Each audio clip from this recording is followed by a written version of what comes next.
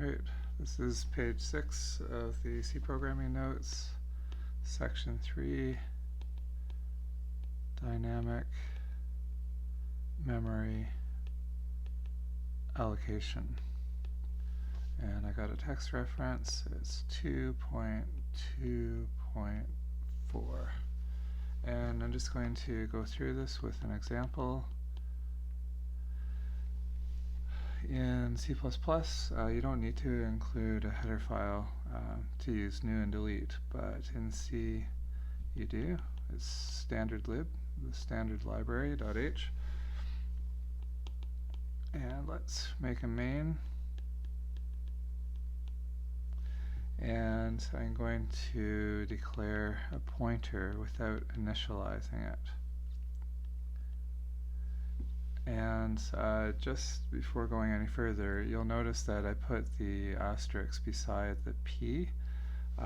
There's a reason for that. Sometimes you'll see the pointer beside the type, but that can be confusing. So I'm just going to show you an example here, and then I'm going to erase, well, I'll do it right below. So if we do something like this,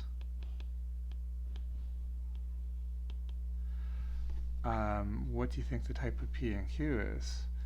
P is a pointer to an int, Q is an int. So you can see how that can be confusing. Might be better if you put the asterisk beside the variable. And that's just the way the C syntax works. Alright, so back to this example. Let's diagram what's going on here. So we declared P, and we haven't initialized the contents yet. And P is a local variable. It's declared inside our function, and it's going to be allocated on the stack. So there's this thing called the call stack, where all your local variables, except for really large ones, are stored. It's actually up to the compiler, but typically local variables are on the stack, as well as parameters that you pass to functions, or return values can go on the stack as well. Depends on your processor, depends on your compiler.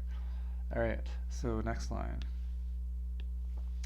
Now I'm going to allocate some memory, and so the memory allocate function, or malloc, is used, and we need to tell it how many bytes of storage to allocate. In this case, P is a pointer to an int. I'm going to allocate enough storage for an int. So we use the size of operator. We can pass it a variable or a type. In this case, it makes sense to pass it the type int. So size of int will return 4 or 8, whatever the compiler is using. And malloc will set aside that much storage on the heap. So we've got the heap over here. It's another part of memory. Later in these notes I'll show you where they're typically put. The contents of that storage have not been set yet, so they'll have whatever was there from the last time the memory was used. Possibly if it hasn't been used it'll be zeroed, but not necessarily. And malloc returns a pointer or a memory address, and that gets copied into P. So P now has the address of that storage on the heap, and so we show that with this arrow. Okay, so now let's put a value into that dynamic memory. So we dereference P, and we're going to assign it a value.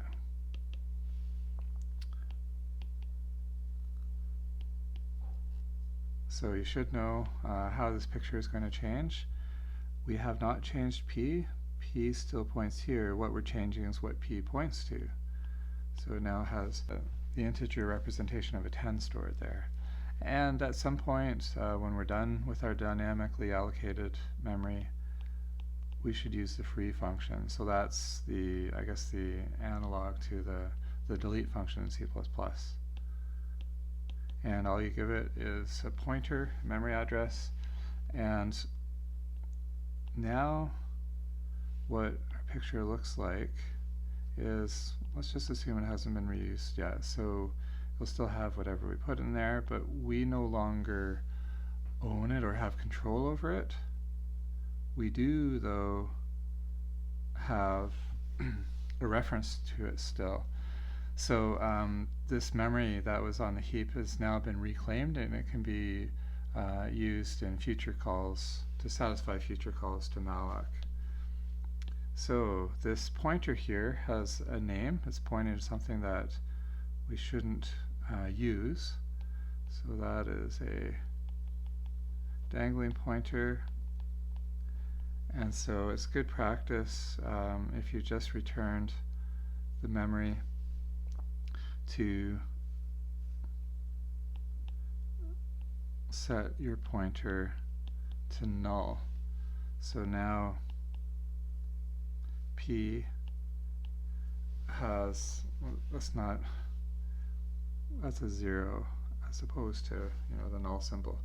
So our pointer address is now address 0, and there's usually kind of predictable behavior that happens when you dereference address 0. Usually you crash your program, but that's better than dereferencing a dangling pointer and modifying memory that's being used for storage for other variables, and that can be really hard to figure out. And this null here is defined in, I think it's standard lib.h. It gets included with a number of headers that you include, but again, there is some variability between compilers, but most of them define null to be 0 and typecast to a void pointer. So a void pointer is a pointer that does not point to an object of a certain type, so you can't dereference it. So let's use another color here. So this type that's in brackets here is an example of a typecast, and we'll probably use other typecasts in the course.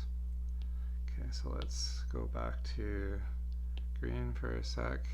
So void pointer is a generic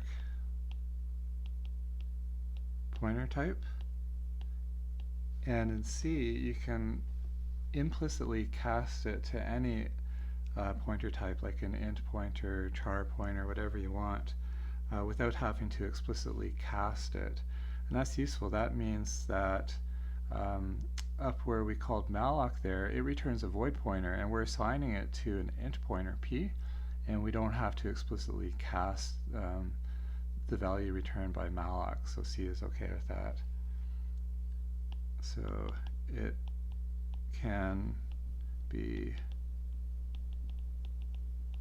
implicitly cast to any pointer type.